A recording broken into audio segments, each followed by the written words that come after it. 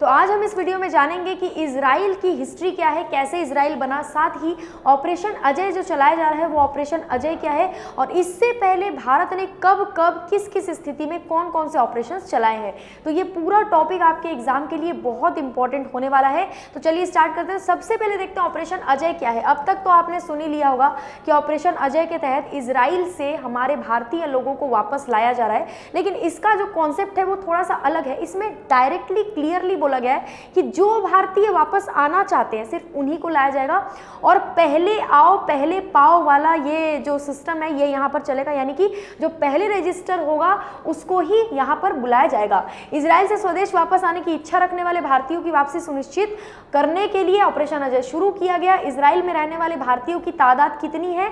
करीब 18,000। आपको पता होगा इजराइल में जब से हमास के लड़ाकों ने यहाँ पर युद्ध की घोषणा कर दी, यानी कि वहाँ पर मिसाइल वगैरह मारे थे और वहाँ बहुत से लोगों की डेथ हो गई, इसके बाद इजराइल ने भी हमास पर अटैक करना शुरू कर दिया। बहुत बड़े लेवल पर एक वॉर जैसा सिचुएशन बन चुका है और वॉर एक तरह से डिक्लेयर हो ही चुका है, ऐसा समझ लो आप, है ना, क्योंकि ये जो चीज़ है ये बहुत जल्दी खत्म नहीं होने वाली है। इसीलिए भारत के करीब 18,000 लोग जो वहाँ पर रह रहे हैं उनमें से ज़्यादातर छात्र हैं, IT प्रोफेशनल्स हैं और हीरा व्यापारी हैं। इन सभी में से जिनको वापस आने की इच्छा, सबको ऑपरेशन अजय के तहत भारत वापस लाया जा रहा है। अब भारत ने कई बार कई तरह के ऑपरेशंस चलाए हैं। इसके बाद हम ये भी जानेंगे कि इजराइल और हमास की जो हिस्ट्री है वो क्या है, वो डिटेल में जानेंगे। पहले ऑपरेशंस देख लेते हैं।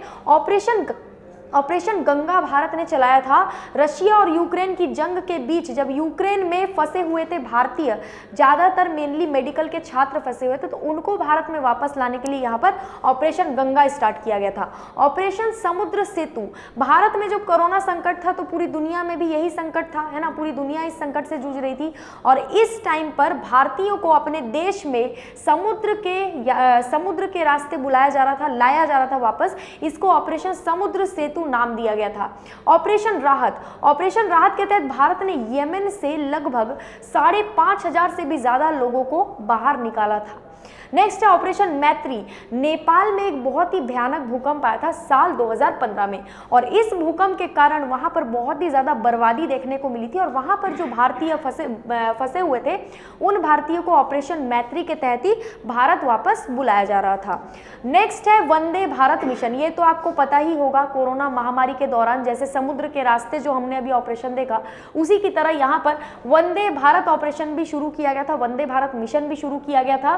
कोरोना महामारी के दौर में जब पूरी दुनिया यहाँ पर कोरोना से ग्रस्त थी तब PM मोदी की वंदे भारत मिशन स्टार्ट हुई थी। इसके तहत केंद्र सरकार ने विदेशों में फंसे भारतीयों को वापस लाने के लिए वंदे भारत मिशन, इसमें जो है प्लेन के थ्रू वापस बुलाया जा रहा था। तो ये है सारे मिशंस। अब हम मैप देख लेते हैं इजराइल का। अब बात करेंगे इजराइल की और इजराइल और हमास की। इसका जो हिस्ट्री है वो बहुत पुराना है। मतलब आपको जानकर हैरानी होगी कि इजराइल नाम का कोई देश हुआ ही नहीं करता था, ऐसा कोई देश नहीं था इजराइल नाम का। ये बना कैसे, पहले तो हम ये समझ लेते हैं। देखो अभी जो इजराइल है वो ये है, ठीक है। इसका जो ये वाला पोर्शन है इसको गाजा पट्टी बोला जाता है और यहाँ पर ही हमास है। यहीं पर जो हमास जो ऑर्गेनाइजेशन है, जो आतंकी संगठन है, वो यहीं से ऑपरेट कर रहा है और यहीं से इसने मिसाइल वगैरह यहाँ पर छोड़े थे, जिस वजह से अब इजराइल भी अटैक कर चुका है और बहुत बड़ी वॉर की स्थिति यहां बन गई है।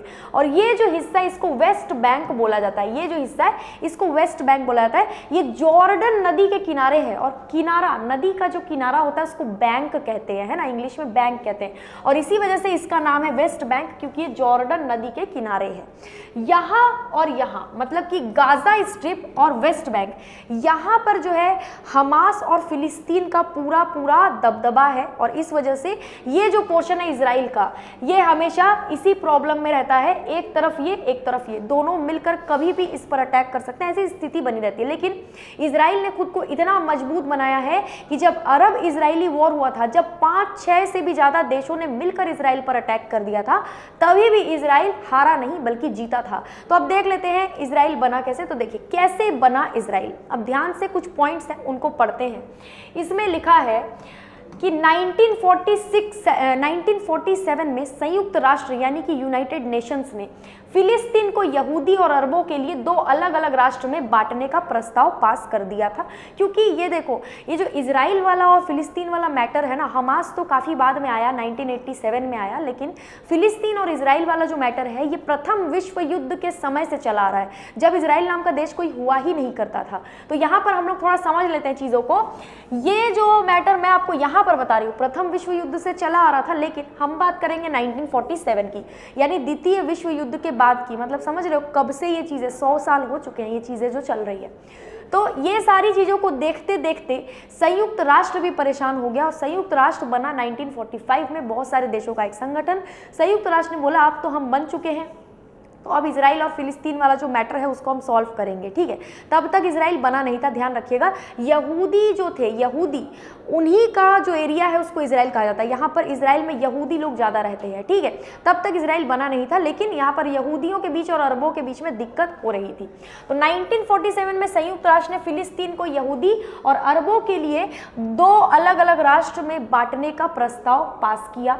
यहूदी नेतृत्व ने इस पर हामी भर दी थी कि ठीक है बना लेंगे, लेकिन अरब पक्ष ने इसको अस्वीकार कर दिया। अरब पक्ष ने बोला नहीं, ऐसा तो हो ही नहीं सकता, हम इस पर मान्यता नहीं देंगे।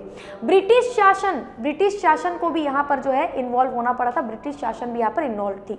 ब्रिटिश शासन दोनों के बीच संघर्ष खत्म करने में नाकाम रहा। काफी समय तक ब्रिटिशर्स ने कोशिश की, बट कोई हल नहीं निकला। अरबों और यहूदियों के बीच जो तनातनी चल रही थी इतने सालों से, उसको खत्म नहीं कर पाई ब्रिटिश सरकार, और फिर ब्रिटिश सरकार भी यहाँ पर पीछे हट गई।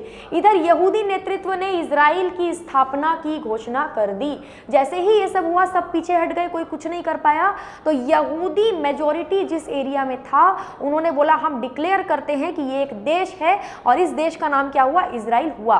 संयुक्त राष्ट्र महासभा ने तत्कालीन फिलिस्तीन को स्वतंत्र अरब और यहूदी राज्यों में विभाजित करने का जो प्रस्ताव पारित किया था, उसे अरब नेताओं ने खारिज कर दिया था। वो मैंने पीछे आपको बताया।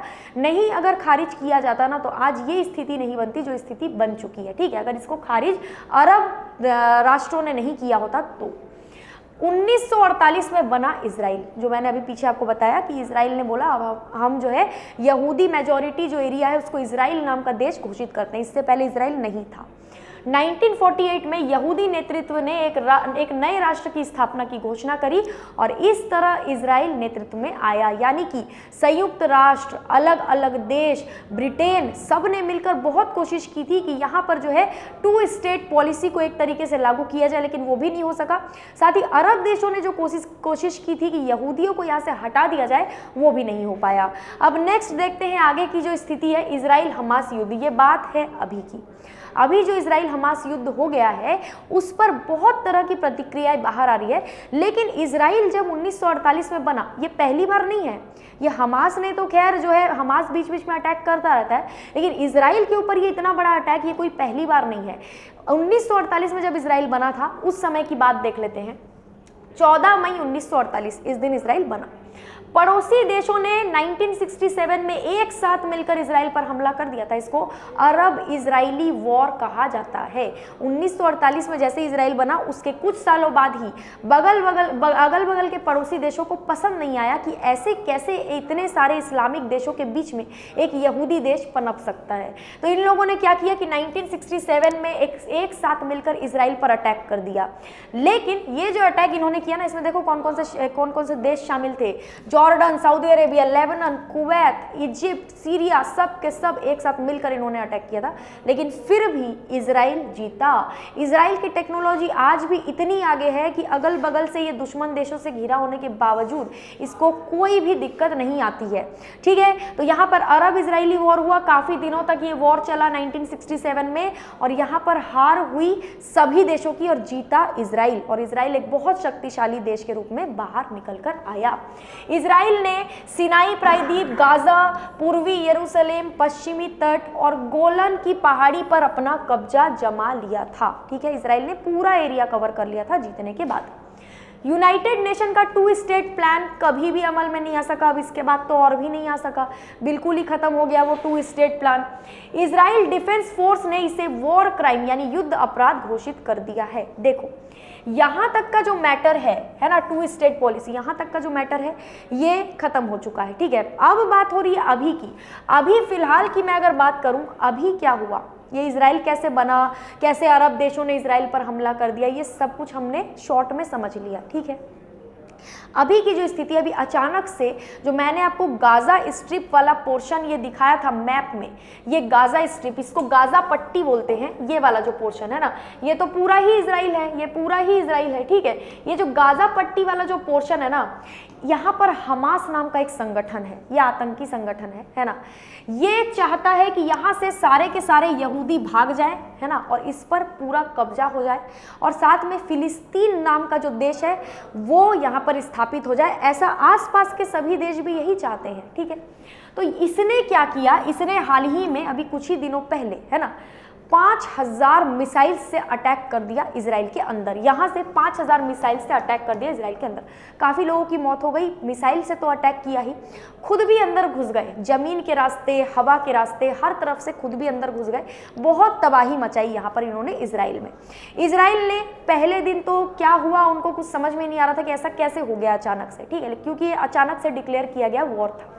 लेकिन जैसे ही इजराइल को लगा कि नहीं ये बहुत ज़्यादा गंभीर रूप ले चुका है, इजराइल ने भी बोल दिया कि भाई ये जो सीन चल रहा है ये एक तरह का वॉर है और अब हम भी पीछे नहीं हटेंगे। तो इजराइल ने भी अटैक शुरू कर दिया। अब हमास है इतनी सी एरिया में, गाजा पट्टी वाले एरिया में जो अभी मैंने मैप में दिखाया। तो अब आप खुद बताओ, यहाँ पर इजराइल इतना बड़ा देश है, ये अगर अटैक करना स्टार्ट कर चुका है, मतलब ये वॉर जैसी स्थिति पैदा हो गई है।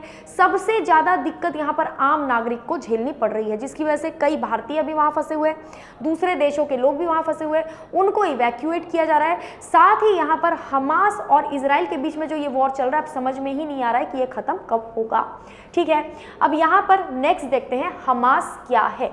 ये जो हमास है ये क्या है, देखो 1987 से पहले हमास नाम का कोई संगठन नहीं हुआ करता था। ठीक है, 1987 में जन आंदोलन में शेख अहम यासीन ने हमास संगठन की नींव रखी। ये फिलिस्तीनी इलाकों से इजराइल को हटाने के लिए लड़ाई लड़ रहा है। मैंने क्या बताया था, इजराइल पहले नहीं था, इजराइल 1948 में आया। उससे पहले ये जो पूरा एरिया आपने मैप में देखा, यहाँ पर फिलिस्तीनी लोग रहते थे। ठीक है, तो यहाँ पर हमास चाहता है कि भैया वो जो एरिया है वो फिलिस्तीन का हो जाए, फिलिस्तीनियों का हो जाए, और यहाँ से यहूदी जो है वो हट जाए। इजराइल को खत्म करना चाहता है हमास। 1987 में ये बना था। हमास को गाजा पट्टी से ऑपरेट किया जाता है। इजराइल को बतौर देश हमास ने कभी मान्यता नहीं दी। एक पॉइंट यहाँ पर और नोट कीजिएगा, दुनिया में जितने भी देश हैं उनमें से कई देश ऐसे हैं जो इजराइल को मान्यता देते हैं एज अ कंट्री, कई देश ऐसे हैं जो इजराइल को नहीं बल्कि फिलिस्तीन को मान्यता देते हैं एज अ कंट्री। लेकिन जो पावरफुल देश है जैसे कि यूएसए हो गया, इंडिया हो गया, हम जो देश हैं, हम कुछ देश जो पावरफुल कंट्रीज हैं, वो इजराइल को ही एज अ कंट्री मान्यता देती है। ठीक है, अब आगे देखते हैं हमास के बारे में 2-4 पॉइंट्स। हमास 2 भागों में विभाजित है। एक भाग का जो दबदबा है वो वेस्ट बैंक और दूसरे का जो है वो गाजा पट्टी पर है। वेस्ट बैंक और गाजा पट्टी दोनों ही हमने मैप में देखा है। हमास के पास करीब 50,000 लड़ाकों की फौज है, मतलब इनके पास जो लड़ाके हैं जिनको ये भेजकर अटैक करवाते हैं करीब 50,000, इससे ज़्यादा भी संख्या हो सकती है। ठीक है, हमास ने 2006 में संसदीय चुनाव में जीत हासिल की थी। वहाँ पर संसदीय चुनाव हुआ, एक तरह से तख्ता पलट हुआ था, ये समझ सकते हो आप। यहाँ पर जीत हासिल की थी। इसके बाद उसने 2007 में हिंसा के दम पर फिलिस्तीनी प्राधिकरण से गाजा पट्टी को छीन लिया था, है ना।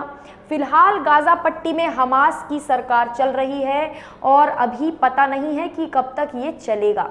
ठीक है, तो यहाँ पर जो है हम लोगों ने डिटेल में डिस्कस कर लिया कि हमास क्या चीज़ है। अभी बहुत ही बुरी स्थिति हो चुकी है। यहाँ पर जितने भी लोग फंसे हुए हैं, आम नागरिक जो फंसे हुए हैं, उनमें से बहुत से लोग मारे जा चुके हैं, हज़ारों लोगों की मौत हो चुकी है, हज़ारों लोगों को इवैक्यूएट किया गया और हज़ारों लोगों को डिस्प्लेस भी किया जा रहा है, एक जगह से दूसरी जगह स्थानांतरित भी किया जा रहा है। कई देशों के लोग यहाँ पर हर दिन कई तरह की खबरें आ रही हैं। अब ये समझ में नहीं आ रहा है कि ये युद्ध खत्म कब होगा। एक तरफ रशिया और यूक्रेन का युद्ध चल ही रहा है, साथ में अब ये युद्ध स्टार्ट हो चुका है। तो अब आगे जो भी अपडेट आएगा उसके बारे में हम डिटेल में डिस्कस करेंगे। आई होप आपको ये पूरा जो टॉपिक है ये बहुत डिटेल में बहुत अच्छे से समझ में आया होगा। किसी भी तरह का डाउट या कन्फ्यूजन हो तो आप मुझे कमेंट बॉक्स में पूछ सकते हैं। वीडियो को लाइक करेंगे, चैनल को सब्सक्राइब करेंगे और वीडियो को ज़्यादा से ज़्यादा शेयर करेंगे। आज के लिए इतना ही। Thank you so much.